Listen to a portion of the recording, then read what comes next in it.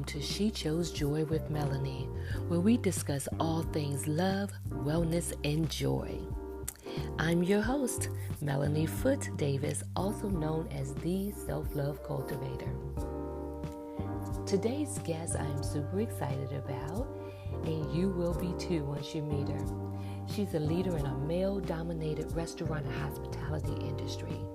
She's currently the director of events for Boca Restaurant Group and is known for significantly increasing revenue for many restaurants, including one of Michael Jordan's.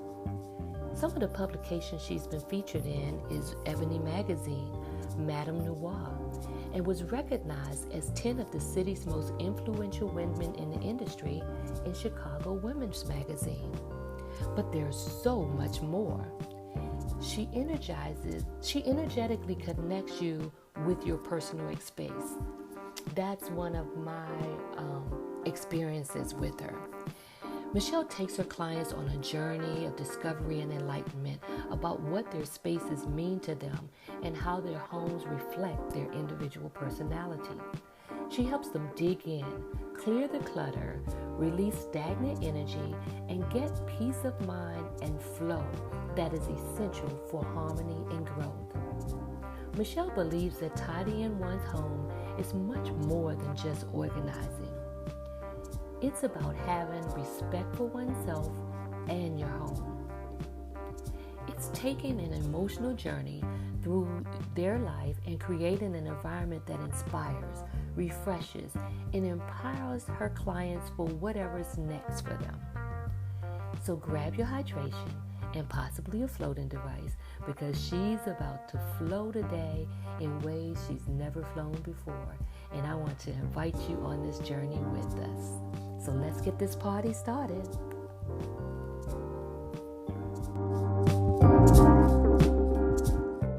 Welcome to She Chose Joy. Thank you. What an introduction. Who is that? Who are you talking about?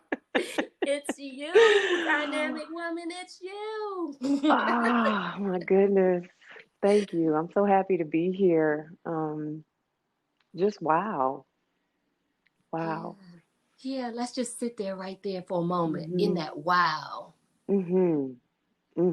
Like really feel into that space, that wow moment. That all this yummy goodness is coming through a spirit such as you, right? I'd like to hope so. I definitely work on that every day. Yes. And so we've talked about so many things over the past few days and had such a warm and organic energy exchange that I knew in my heart that I just had to invite you on as a guest. So I'm just so grateful that you accepted my invitation and said yes to being here. Oh, absolutely. How could I not? You're just the way you feel about me, I feel about you. I think women of not just a certain age, but of a certain time in their life, they see their tribe and they gravitate towards them. And there's no question that you are my tribe. Oh, I'm so honored to hear that because I feel the same way. You know, after our conversations, I came across a quote that made me think of you. And so I'm going to share it here. And it's, time is like a river. You cannot touch the same water twice because the flow that has passed will never pass again. So enjoy every moment. And I don't know who to give credit to for that, but I thought it was beautiful. And it reminded me so much of what I've learned about you over the past few days, because one of your mottos is to like flow like water. It is. I've always had an attraction to water, whether it's traveling or swimming or uh, actually taking showers. I remember when I was a child, my dad had to sit me down one day and say, look, we appreciate that you like to be clean, but if you take up any more of my water, I'm gonna put you out in the lawn with the hose. I just love water. I love taking baths. I love long hot showers. I just love the soothingness of water. And a really, really, really dear friend of mine who studies the practice of kung fu uh, awarded me that quote, and that quote comes from Bruce Lee. And the practice, much like yoga, is about just flowing with the energy. And Mm, yoga is something that I've been, practicing since 1996 as a result of an accident.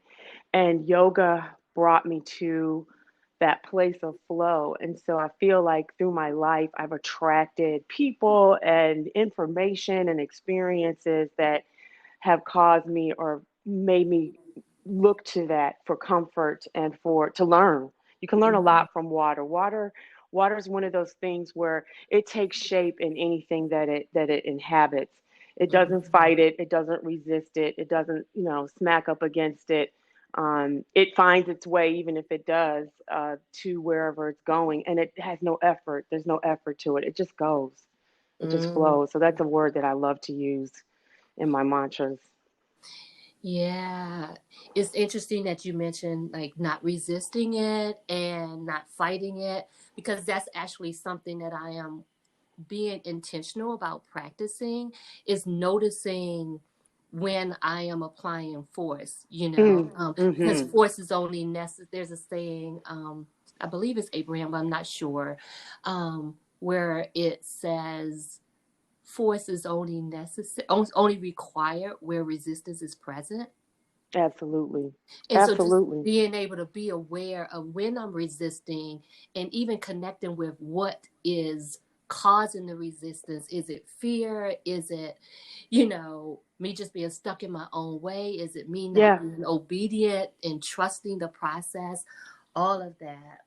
absolutely. And I think, being the observer of your life and what's going on and being able to pull yourself out of a scenario and just look at it with a more objective perspective helps take some of the emotion out of it, and you can sort of accept it for what it is.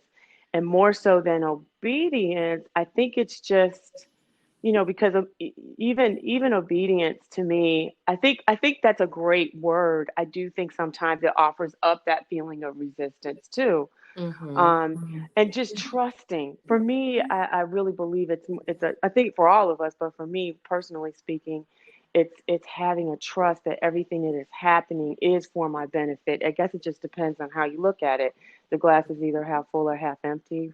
Mm-hmm. I just think that we can choose. It's a choice, just like you say. She chose love. You choose happiness. You choose everything. Yeah, absolutely. And so when we were talking the other day, you Hmm. mentioned that, your parents and your life, the restaurant industry, like so many different pieces of your life help to prepare you for who you are today. And like, so tell us a little bit about that. Like, how has, how did your parents prepare you to be able to go with flow? You know? Oh man, so many ways. Where do I even begin? They're such great teachers and still are. My mom and dad, I'm a product of a biracial marriage. And back in the 60s, obviously that was even more met with resistance than it is now, although it just blows me away that people still have a thing about that. But Mm-hmm. imagine, an African American man and a Polish immigrant woman getting together, at a time where just wasn't a popular thing. But one thing that I've always known about them is they don't have attachment to people's opinions. Mm-hmm. So that has informed my entire life from the time I was born, because their union in and of itself is a tribute to that very thought that if we cared about what people thought, including our own family members, we wouldn't get very far together. You know, the journey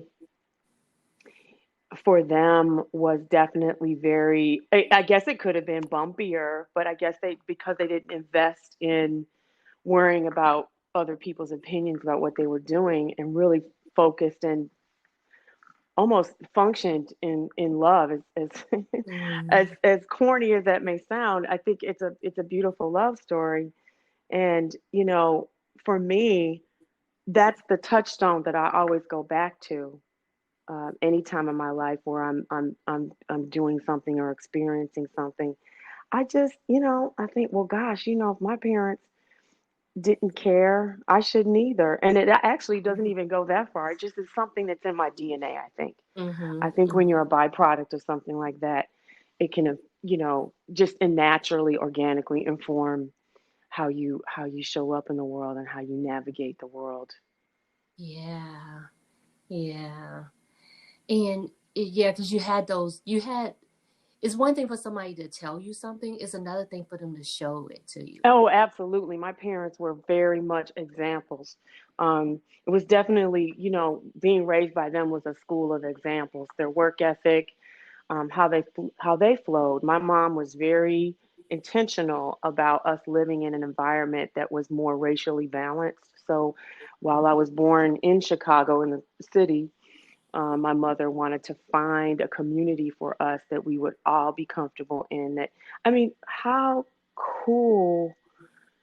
I took that for granted for so long as a child, but as an adult now, of an age where I could have had children, she really was intentional about her life in terms of Mm. how she wanted to raise her children, her family. She clearly had a vision and saw it through, Mm. and that's inspiring. It is. It is. And so, ooh, I don't even know where to go with this one because there's so many things, questions forming in my head. I told you the other day I'm just naturally Right. inquisitive, and I love Yes. backstories, right? And Yes. so, um, I don't want to just overwhelm you with questions, but Bring them. it's like I know that like you talked about your mom being very intentional about her life and about making sure things were racially balanced, but I also recall um like in terms of the when it comes to food and nourishment, it sounds like she was intentional about your whole life. Absolutely. My mom was a dietitian, and also the backstory to her life and how she arrived in the United States is a whole nother movie.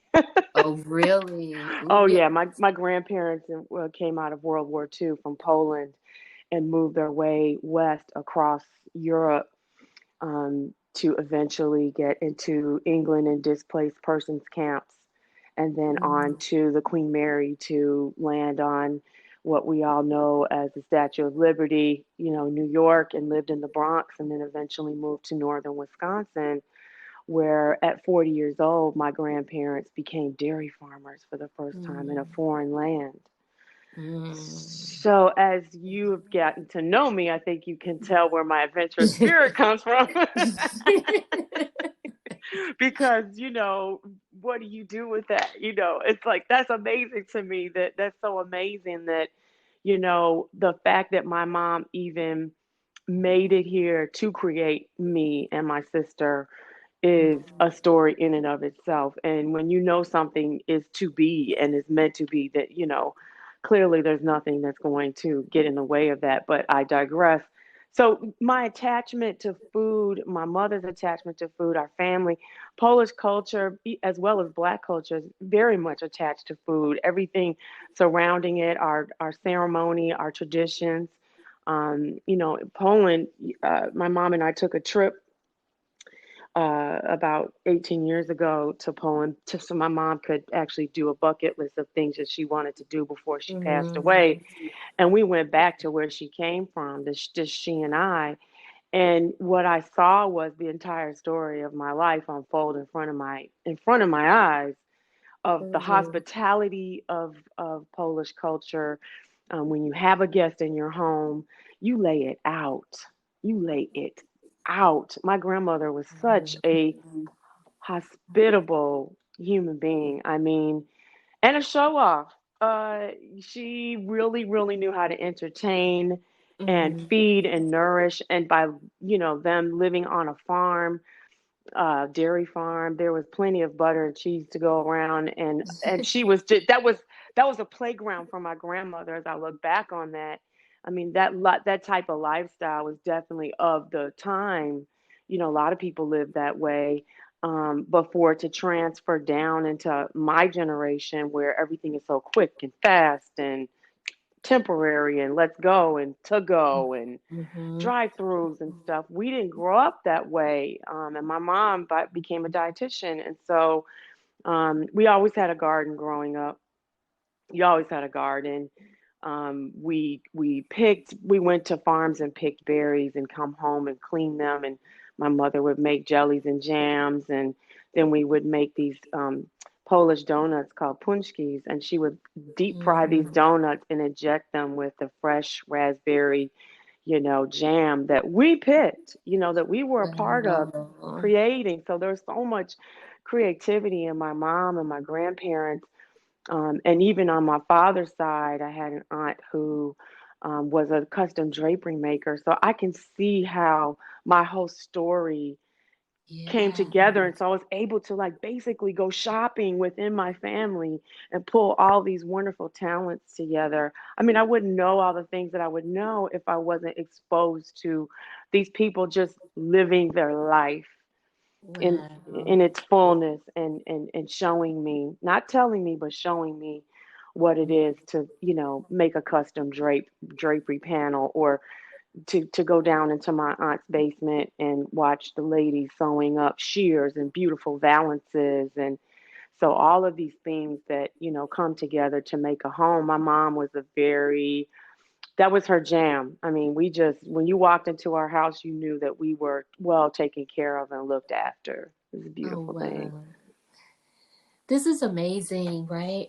I'm just listening to how, how the universe just like orchestrates everything on our behalf. Like God just pulls it all together in Mhm. ways that we don't even know. We don't have a Mhm. clue as to what it's Mm-mm. leading to, but Mm-mm. it's setting you up for this amazing journey if we dare to embrace it. And Absolutely. so I was thinking about like the harmony between the fact that you're a yogi and you are really connected to hospitality and your connection to food and water and nature and all of those things and even travel, right? Mhm. Because you've lived in several places as well. And so it's just interesting how all of these pieces came together to form this beautiful soul called you and how Mm. you embraced all of it. Mm. And I'm just sitting here really in deep gratitude that, like, my experience with you is because you chose to fully experience all of that and see it for what it really was, even when you probably weren't even conscious of it. Oh no, it's just being me. Just Yeah. operating myself. Just at 16, I was in a Spanish class in high school, and um, the Rotary Club. I don't know, a lot of people are familiar with Rotary Club, but it's international. They would come and talk to you, and basically get students interested in travel. And I remember, being a junior in high school in a Spanish class. And so our Spanish teacher said, today we're going to have this Rotarian come in and talk about studying abroad. And you could feel the energy in the room of like, what is he talking about? What is this? Mm-hmm. And I saw something different. I think I was the only student that had a natural gravitation to the information. It was almost Mm-hmm. like he came in there to talk to me and Yeah. pull me out of that scenario, where I was living a great, a high school experience in a, suburb outside of Chicago, just being a kid. But I didn't even think about it. I just went home and I said, Mom, Dad, I want to go to Spain. I want to study Spanish in Spain. Can I do that? And can I tell you without hesitation, they were like, sure. I was like, and and so of course, you have to go through rigorous interviews. They interview you, your parents, you Mhm. literally spend the rest of the school year preparing for this time to go away. And eventually, I didn't end up going to Spain the first time, but they turned me onto the program in Brazil. And they said, they asked me if I wanted to study there. And I said, I don't even know anything about Brazil. And they speak Spanish? No, they speak Portuguese. Okay. Um, I just said yes. My heart was open and I just went with it. It felt like the thing to do. And lo and behold, I got accepted and I went down there and had the most amazing time. And what I can say, one of my takeaways or what I could glean from the experience was how resourceful and independent I was because there aren't a whole lot of boundaries once you get to this country that you're in. You Mhm. stay with a family and whatever, but I was able to travel on my own. I was catching flights all over the country by myself and with other friends. I picked up the language in 3 months. I was completely fluent because I had been completely immersed. I just went in like a sponge and soaked up all the culture. And it's easy to assimilate as a mixed race woman in Brazil because I realized these are my people. Mhm. These are my people. I'm mixing in. And there was one particular uh, instance where I was actually doing some sightseeing in Rio, and this British tour guide was with a group of people, and I was there taking pictures and checking out the scenery, what have you. By then, I had lived there for months. Was completely assimilated. Mhm. And he turned around and pointed to me and said to the group, "This is a perfect example of a carioca. A carioca is a woman from Rio, that city, not just Brazil, but that city. Mhm. She's a Brazilian." And I turned to him and I said in English, "I'm from Chicago. I don't know what you're talking about." but but what it said to me was, "Oh wow. I they don't even know. I'm navigating and moving around like a local, like a Mhm. native." That was the best thing. That was like my progress report. That beat out any report card I could ever get. Wow. Was I passed. Wow. Yeah, it was a moment. Mhm. And so I heard so much in that, but one of the things is that, you know, you connected. Like there was a connection between you and the culture there. Absolutely. Um, to the fact that you were embraced and accepted as one of their own. Yet the fact that you all even had that conversation meant that you also had a strong presence, so he noticed your existence. I got Yeah. seen. I got seen in a way Yeah. that I have, I Yeah. guess maybe because I was moving around and I Mhm. just sort of nobody I never got messed with. No Mhm. one ever approached me with anything shady. Like I really do think that was the way that it was revealed to me that I was one of them, and Yeah. I have fully realized myself there. And I just that was just a highlight of my whole year there. It wasn't just a semester, Mhm. and it wasn't easy either. But somehow, even though as much as I miss my family and I would cry myself to sleep, I knew I had to be there, and Mm. I wanted to stay there and experience everything that experience had to give. And So you were there for an entire, like, your, was it your senior year? my senior year of high school, I gave up graduation. I had already been to prom a few times with my boyfriend at the time before the previous year, so I didn't feel like I missed out on that experience. It's almost like, we Mhm. talk about timing and flow. It was perfect for Mhm. me because I didn't care about walking across the stage. I would have rather gotten bit up by mosquitoes in the Amazon jungle. And I did. Mhm. The fact that you are even to able to see the value in that Oh, to experience know it. versus the one that, yeah, Right, versus right. the one that's like so common and what people would typically expect, which is the whole senior year experience, with all of the activities and things back here, or or back home in Chicago. But you saw the value in the experience and you dare to go out there and just own, like, take up space in the world, like literally in the In a world. big way at a very young age. But I Yeah. attribute that to my parents and my grandparents, my family, Mhm. on both sides of my family. They just adventurers. And I think that was just something that just fed my soul from the Mhm. time I was a kid until now. I look back in Brazil and I actually feel like that was a piece of my childhood because I was so Mhm. young. I was only 16, but I had been there Yeah. in such a way and immersed myself in such a way that I'll always have an affinity towards that. I always feel like I'm part Brazilian, like that's in my soul, that's in my spirit, in my heart. Mhm. Oh, thank you so much for sharing that. You're Thank you so welcome. much for sharing Absolutely. that. You talked about like being able to assimilate and all those different things. And I know, because you spent time in Brazil, but you also lived in California for a while, and then you ended up back in Chicago.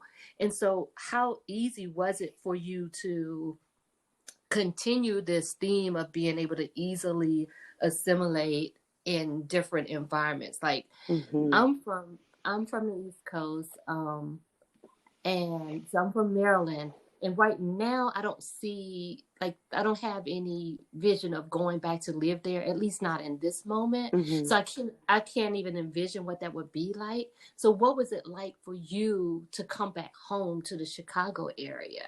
Well, I think, you and I talked about the soul gym, like getting a workout in Mm-hmm. just sort of in life.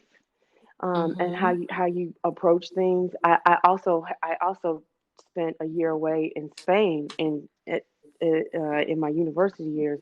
I finished up at the University of Barcelona. So by the time I got to that place in my life, moving around was always a theme in my life. It seemed like, I went to several Mm-hmm. grammar schools and two high schools, and now college, living in Spain. So moving to California. Uh, didn't feel outside of my element any more than then coming back. I think the only difference is coming back. My mom was struggling with cancer. She was dying. And about a couple of months before her passing, I just, like, a light went off in my head and said, "You have to go home. You have to quit your job, pack your things, and go home." And the irony of it all is when I moved to California in 1990, remember my mom saying, "Now you're going back out here to California. You're not coming back. We're not moving you back. So make it work." Mm-hmm. She was a mama bird that would kick you out of the nest in a heartbeat. But I understood where she was coming from, and of course, after living abroad for a year at a time, like, okay, mom, all right. But the irony of it all, it was what I came back for her, you know? So that was Mm-hmm. beautiful. But yeah, it was more of like, I just have to go. I did not have a plan. I typically don't. I freestyle everything. Maybe that's not a good thing. I don't know, but I'm not. It's just who I am. And I intuitively said, okay, let's make this change. And so I quit my job, packed my things. My friends helped me pack up.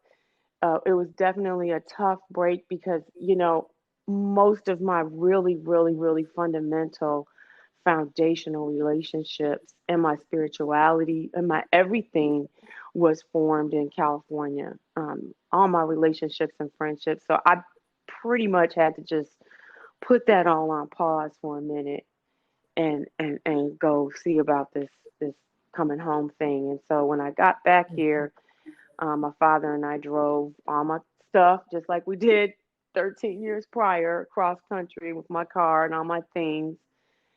And we did one more bucket list trip for my mom down to Florida because she wanted to go to Disney World to see my nephew, who was a toddler at the time, ride the Dumbo ride. You know, it was her. She's very vision. I told you she has visions. Even in her transitioning, she had vision. So we may be, she very much a bold. She makes bold strikes. You know. Mhm. But by the time we got home from that trip, it was time. The doctor said, "There's you need to make you know plans to go to hospice or have hospice set up." And she passed away within 2 weeks of um of me being there. And so, and what was beautiful about her transition, even, and so how measured she was in her exiting of this physical place, this physical plane. She chose her casket, how she wanted things done. I mean, she was very pragmatic about things, and I do feel very blessed that we had those moments to plan versus Mhm. people transition in very different ways. Sometimes it's suddenly, and you don't get Mhm. a chance to have any closure or any type of ceremony behind it before the person passes. So I was very grateful that we had all Mhm. that time to that it was laid out like that for us. And that my mom was just so generous and giving to us in terms of making it as easy as possible for us to care for her and what to do with her things and so on. But she passed away in my arms, and I remember thinking, wow, all I want to do is make this woman proud of me. And I was already in my late 30s, and Mhm. I remember my nephew, who was a toddler at the time. The intuition in our family is so strong. Even at a young age, he said out loud to my mom, "Go, grandma, go with the angels. Go on and go. It's okay." Wow. He knew to say that at 3 years old. So the Yeah. intuition and the connection that we all have in our family is very special. And just the time that me and my sister had with her prior to uh, her passing. And of course, my sister was her caregiver all the way up until the end. Just speaks volumes about, what my mom meant to us, and her spirit um, lives on through us. I think our loved ones do that for us. And when you think about it, Mhm. you're half of your mom and half of your dad. You are actually them in Mhm. one whole being. Yeah. Yeah. I often it may sound silly, but sometimes I think about it as like when um when we're conceived, it's almost like a science project. Like we really they don't really know what they're gonna get, right? Until we get here. Well, absolutely, and You it know? actually is a science project. I mean, Yeah. it is It's that like they don't know what you which gonna part of get. who, right? We don't know Yeah, what concoction we've what's coming come out. up with, Yeah, but whatever it exactly, is going to be it's going to be an amazing journey, right? We're going to exactly, roll with it. exactly. So, wow, that's beautiful. Thank you so much for sharing that part with us. Absolutely. Um, I want to switch gears here for a moment to like this other talent you have, right? I know when we were talking the other day, I remember you sharing about even when you were doing your chores, how you would adjust things in the bathroom in terms of, or in different places in the home. And so, when did you really recognize this gift that you had in terms of how to make, like you refer to your home as your soul nest and your Mm. your place of refuge. Like how when did you realize that that was actually a gift and a talent that you could actually share with other people? That's a good question, Melanie. Yeah, even as a child, energy work was sort of, it was all intuitive. I was just doing Mhm. things to just satisfy my own, curiosity or peace of mind. And my Mhm. parents, especially my father, used to yell at me like, "Why did you put that over there? I was looking for my toothbrush and it wasn't in this place that I had saw it before." And I was like, "Well, Dad, it just didn't feel right there. I need to move it. It needs to be over here." And my mom was very adamant that me and my sister had chores, and we participated in homekeeping, keeping the, cleaning and cooking and laundry, and you didn't get up and leave the house before you made your bed. That was just a thing. So some of that stuff was ingrained in us by my mom instructionally, but then other things for me, even how I kept my room as a child, I always needed a vibe. So if I was going to study or chill out, I would light a candle on my dresser and play classical music. And I had a whole vibe going. And so that was always a common thread in any place I've ever lived, whether it was here in Chicago or Los Angeles or Spain or Brazil. My surroundings are always important to me. And I think that became much more prevalent later in life, but then I could, now looking back, I see a common thread. I had my own custom floral design company at one point in Los Angeles where I was, creating interiors for people, weekly floral deliveries and weddings and all types of celebrations and home decor, to my own house, and always having a hobby and loving to watch Martha Stewart and all the design shows and HGTV. But now I think it wasn't until I came to back to Chicago I realized what an important attribute and how it was going to serve me in my healing of losing my mom and sort of losing my known society.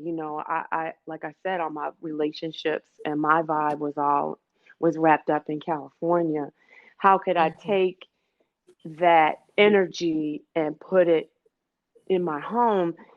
And I found myself moving a lot when I got here, just based on circumstances. Like my first move was into my dad's home, just so I could just sit tight and figure things out. But even in that few months, my room had to look a certain way, and I found myself back in my bedroom that I grew up in, with a slightly bigger bed, but with my own vibe again. But as an adult, to my first apartment that I got here, and to others, and to finally this one. And the one common thread, epiphany, I should say, I had was don't fear moving apartments, even though moving is very stressful, as we all know.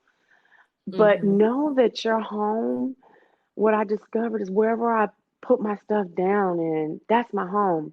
And I said, oh, that's with me. So my home is in my heart. It's not attached to a brick and mortar. It's in my soul. It's in my spirit. So wherever I feather my nest, that's where home is. And I found myself intuitively surrounding myself with pictures of family members, candles, incense, another vibe, but another level. And of course, as you get older, you get a little bit more successful in your career, and you find influences around you, especially in the hospitality business, of seeing interiors and influences on how you decorate and how you want to do things at home. But everything I've been told in my home feels intentional, um, which goes back to my mom. But I felt in the loneliness of missing her and missing my friends and chosen family from California that if I surrounded myself with their pictures, it would just give me that cocoon that I needed to heal. And I was able to create, happy moments all over my apartment that made me feel whole again. And that was very Yeah. helpful for my healing. Yeah. Yeah. Yeah. It's interesting because you said earlier that you didn't have a plan when you talked about moving back here, and you just, that's just how you flow. Yeah, But at the end sure of the did. day, you did have a plan, right? You were very intentional. You knew that you were coming here for your mom, right? And so when I'm hearing you talk about your space and finding your vibe, you're real intentional about that too. You may not be Hmm. totally clear about like every step of the journey, but you know that you're trying to get to a certain vibe, a certain feeling, a certain energetic connection, a certain something. So there's still Hmm. it is still a plan, if you will, even if it's not a 10-point plan from the Yes. very beginning. You're very intentional about this is where I'm going and this is why it's important. Like that's what I keep hearing as a common theme. And Yeah, I think it's just something I have to have. There are certain yeah, expectations, maybe, yeah. a level of lifestyle Hmm. that maybe some people might think is, I don't want to say fancy because I don't think I'm fancy, but I'm sure I have friends and family that would beg to differ. But, um, but there's just a yearning for aesthetics. Hmm. I love spaces. I peel through Hmm. design magazines for inspiration constantly, Hmm. and I see things that other people have manifested that I've manifested in the past, and I think, gosh, you are so intuitive about Hmm. landing on something that really resonates. This and then having, of course, back feedback from friends and family, like, oh my God, girl, your place is like a museum. Hmm. This is great. I love how I feel when I come here, and you should do something with that. And it wasn't necessarily someone else telling me that I should, figure out how to make this a proper business, Hmm. but I think the sign of the times and just where I am in my career path and in my life, all these things have led to this journey has led to this moment in time, like we talked about the other day, right? About Yeah. how all these moments, I mean, um, this is incredible that we're in a special time right now where your home really is crucial because it's where you're spending 100% of your time for the Yeah. most part, Yeah. unless you're a frontline worker that has to leave the house every day, and God bless those people. But um, this is this is my wheelhouse, so being home for a month or two is a little bit yummy. It's a little Hmm. bit delicious. Ooh, my words, my words. Yes, to quote you directly, if I Yeah. if I may. Hmm. Yes, it's yummy and delicious. Yeah. Like, and that really is key because you're right, because now we have this shelter in place or quarantine going on, and Right. your home is important, where it's an environment that that works for not just for you but those who are in with you if you are actually quarantined with someone else.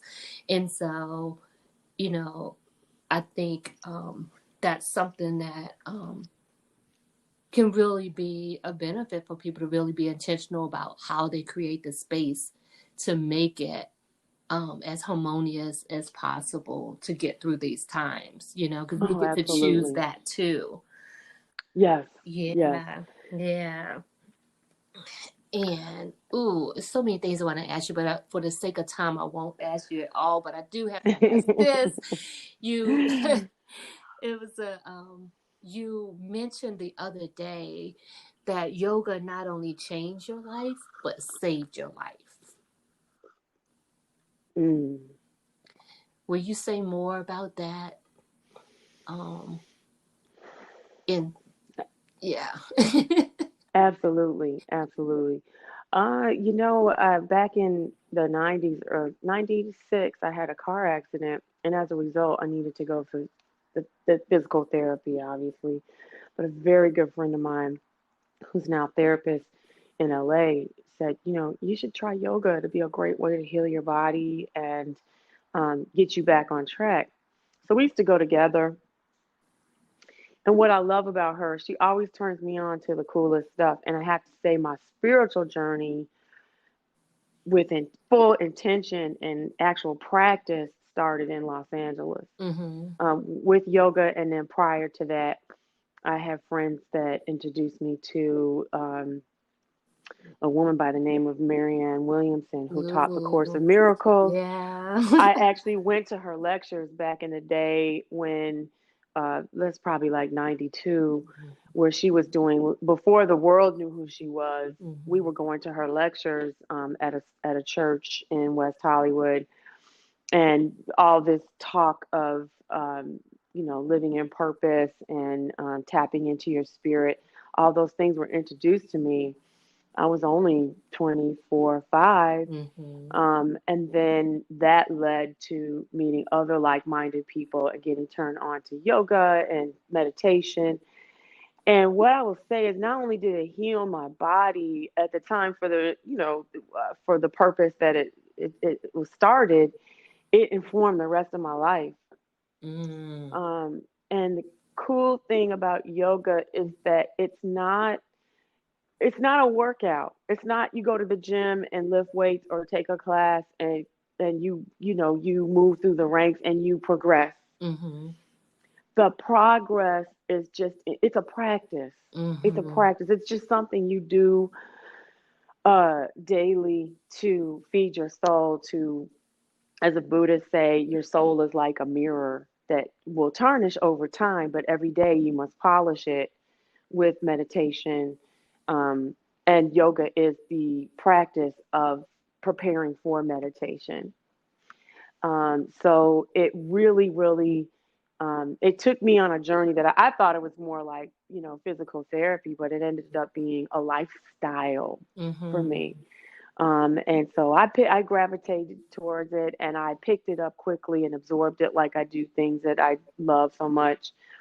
And I was healed not only physically but spiritually. So I was able to take measured breaths. I was able to, like we said earlier, you know how you stand back from a scenario and you just go, let me just take a deep breath right now before I just unconsciously go into something and make a decision that I'm going to regret. It taught me how to, I'm very conscious of my breath. I can tell when I'm holding it and when I need to release it, or when I'm in a space that I feel like I'm backed into a corner and I need to soothe my soul and get myself centered. That's Mm-hmm. that's the place I go to. So moving back to Chicago, that was my first order of business. Find a yoga studio that that will help me assimilate into this world a lot of Chicago a lot easier, by finding things that are familiar to me that make me feel comforted. Mm-hmm. Um, and through So, and through that, grieving process, going to a yoga studio and being around like-minded people really healed me. I don't know where I would be, if I mm-hmm. didn't have that to smooth me out. That's beautiful. Yeah, it's funny because you said the other day when we were talking, you got to Chicago, you needed to find three things: a yoga studio, a hair salon, and a nail. In that order, okay? Yes. In that order. It's like a sister gotta make sure her hair is snatched, right? Priorities. Yes. Yes. She needs Yes. to be able Yes. to breathe. Yes.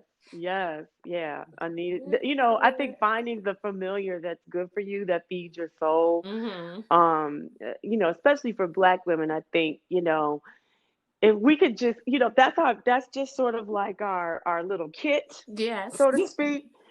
If we have those things fundamentally, foundationally, we could rule the world. But like, it's times like now where, I'm not in my weekly appointment. I'm out of my comfort zone. I'm Yeah. truly out of my comfort zone, but I'm making it work.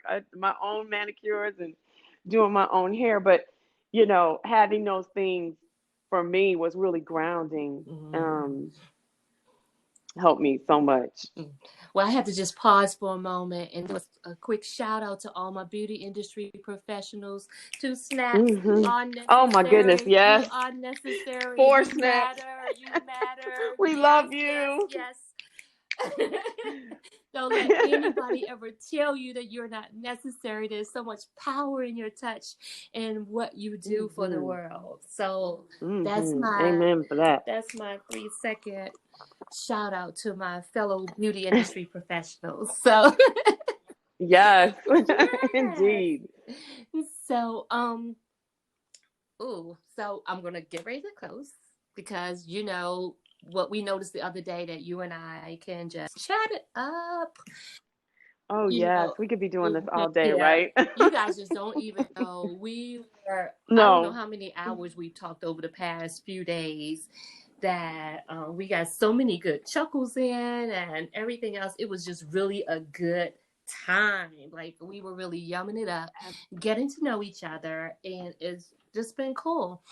Um, one quick thing I wanted to note is interesting that, you just go with the flow, you are connected to your intuition, and you don't allow fear to stop you. And I didn't know that you had actually trained with Marianne Williamson, especially when, like one of her most famous quotes is the one about our deepest fear. And, Hmm. and so it's interesting that you trained with her, and that was already something that had been ingrained in you even before you got to that. So I just had to say that. Yeah, I mean, shout out to Marianne. I remember, and actually, that's a Mandela quote, I think, and I know she gives him all the credit that's due. But and I remember when she was on the precipice of her success, and we were in the restroom of that church that she did those lectures in, and she had just made her announcement that she was moving on and no longer doing the lectures anymore because Oprah was about to get her.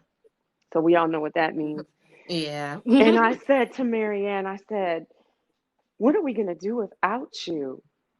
This is crazy. And I'm just, I'm in my 20s, so Mhm. I'm being led around. I'm like, Mama, where you going?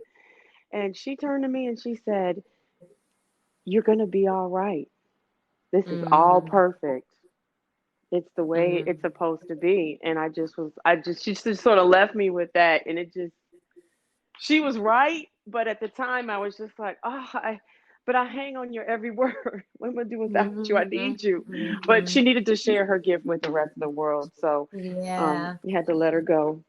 Yeah. Your season was up in that way. Correct. And you're right. That is a Mandela quote because you often see it. Sometimes it says Mandela and sometimes it says Marianne Williamson, but it's the same Well, she brought quote. it forward. She definitely brought it Yeah. forward into Yeah. now, which is a beautiful thing because things like that should be shared with the world. Mhm. Yes.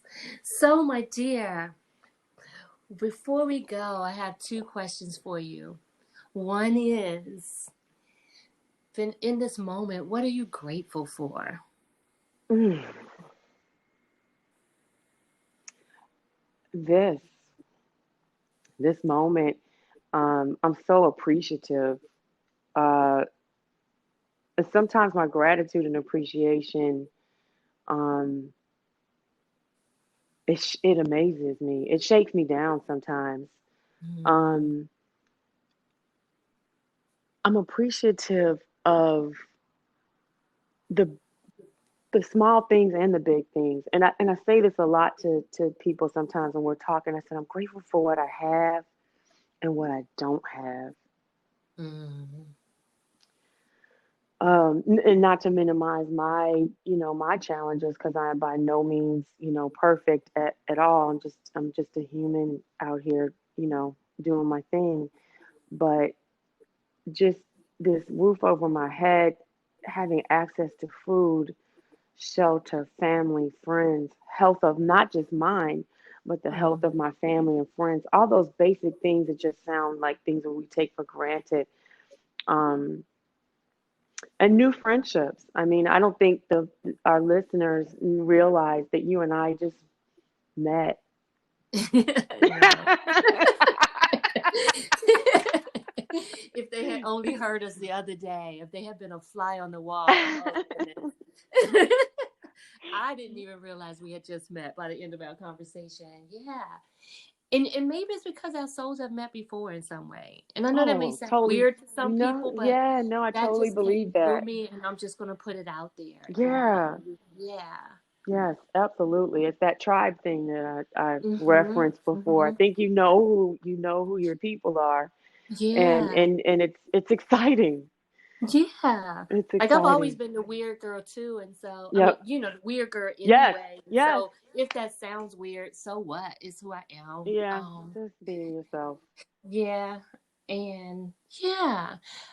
Well, thank you for sharing that. I asked about gratitude because, yes, this is the She Chose Joy podcast, but I believe that gratitude and appreciation and joy are partners. Oh yes, And absolutely. and so I just don't believe that you're going to truly be able to step into your joy if there's not some level of gratitude and appreciation in the midst there. Like they go Absolutely. hand in hand. Hmm. And they're a choice. It's like, you said when you share with me that you're naming your podcast, she chose joy. it goes right along with my motto, which is, happiness is a decision. And I don't think a lot of people realize sometimes that it's not conditional. I'm not Mm-hmm. happy or appreciative or grateful because of an a condition. That Mm-hmm. I can be happy under any and all circumstances, most circumstances. And in that is so much power, Yeah. knowing Yeah. that you make those choices, you make those things happen, you make those decisions. Those are for you. Yeah. That's a pivot like none other. I mean, that was definitely when I discovered that in my life, in my Mm-hmm. personal journey. I was like, oh man, oh, this is all on me. Ugh. But then, Yeah. it's on me, so I get to choose. Okay, great. Yeah. Yeah. It's like you actually get to co-create this whole journey, Yeah, right? yeah, You get yeah. to play a role in it. Otherwise, you're just a victim of circumstance. And who wants that? No, and I think there are times where we, can feel sorry for ourselves for a hot minute. But one thing I'd like to think of myself is, I'm a thriver, not just a survivor. And I don't, self pity and feeling sorry for myself just isn't in me. Mm-hmm. I can have moments, but I can also, I know I have the power to shake those off and Yeah. take another direction if I need to, because I have that Mm-hmm. option. It's all there for me.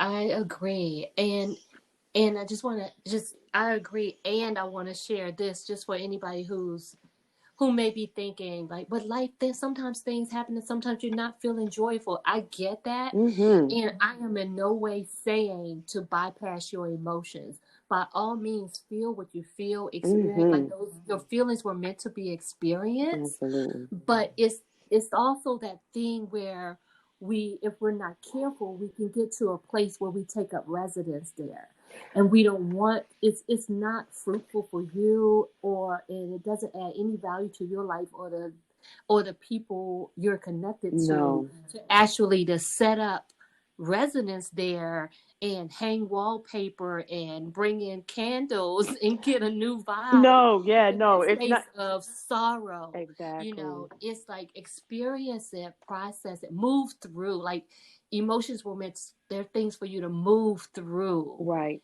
not Right. necessarily stay forever. And so you get to choose moments of gratitude and appreciation, even in those dark times. And you get to choose to step out of it and step into your joy. Absolutely. Absolutely. I've heard Abraham Hicks say, since we're such lovers of power of attraction, a law of Yeah. attraction. One day she said, you can have your feelings about, your feelings of contrast or things that make you feel low, but don't make a career out of it. So it Mm-mm. sounds like a lot like what you just said. Like, don't put your purse down. You can dip in Yeah. and dip out, but don't don't sit there. And I think that's something that we can all relate to. And I have to work on sometimes. I tend to stay somewhere a little bit longer than I need to, but then now I have the wisdom and the knowledge to say, okay, come on, let's go. Let's get Yeah. off of this. Yeah. It's not a career, and it's not where I want Mm-mm. to live, like you said. Hanging any Yeah. wallpaper. Mm-mm. Mm-mm. Yeah, and I definitely have been guilty of being in places longer than I say I desire, but yet I was still there, which meant I was still choosing it. Correct. And that's a whole nother episode. Yes. It's a whole other episode. Indeed. But thank you Mm, so much. I am so grateful for your presence. I'm so mm, grateful that I called you in. me too. Um, I'm so I'm just grateful for the divine alignment and all of the beautiful souls that God has just brought into my life. Um, my mom used to always say, Mel, you just meet some of the nicest people. And it's like, I do. And I'm grateful for each and every one of them, those who've just passed through, those who are still here, and those who will be here for the long haul. Mm-hmm. And in this moment, you are one of those souls that I'm grateful for. Like our connection, um, has its own meaning and purpose, and I'm not attached to knowing where it's gonna go. Right. I'm just gonna um follow your example as far as like let it flow like water Yeah. and let it just take shape. Let it be. And so it Mm. is. And so it is. And So it so is. it is. Well, I thank you so much, Melanie. Yes. Good vibes. All the good feels. All the good Good. feels. Yes, Thank yes, you. yes. As Thank you soon as so this is much. over, we gotta connect so we Oh, can just when have I a see glass of you, I'm going wine to and cry. I'm going to cry. We're going to do the ugly cry. well, I'm a hugger, so expect a Well, hug. yeah, no, I'm coming in hot, so you better be So ready. okay. So we can so okay, so I'll let you make sure the vibe is great. We'll have the good wine. And you're a Absolutely. wine connoisseur. With me, I either taste good or it doesn't. It's too dry or it's not. That's it. That's it. That's what it comes down to. And yeah, and we can just have a yummy good time. Yes, yes, absolutely. I'm really looking forward to that day, Mel, for real. Yes. So sending love and light your way. Again, thank you so much. Back at you. Thank And you. be blessed. You too. Well, where can people find you that want to connect with you? You can go to my Instagram page. It's the Michelle Herndon. It's as Oh, simple okay. as So you're that. not just Michelle Herndon. You are the Michelle Herndon. Well, Michelle Let's Herndon was okay, taken, and so the universe said, okay. "Oh no, you're gonna be the." You're gonna be the Michelle Herndon. You better own that space, I girl. did. I took it. I am. I was like, this is great.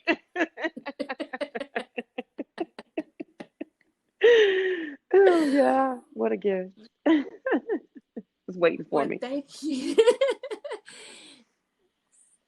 So thank you all for joining us. Didn't I tell you that you were gonna go on a nice ride? Like, are you floating right now? Mm, Are you floating with inspiration, like mm, inspired to step into your own joy?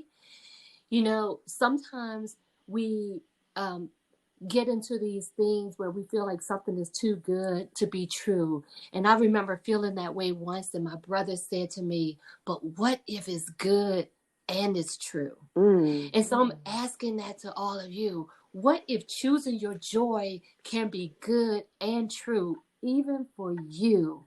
Yes, you.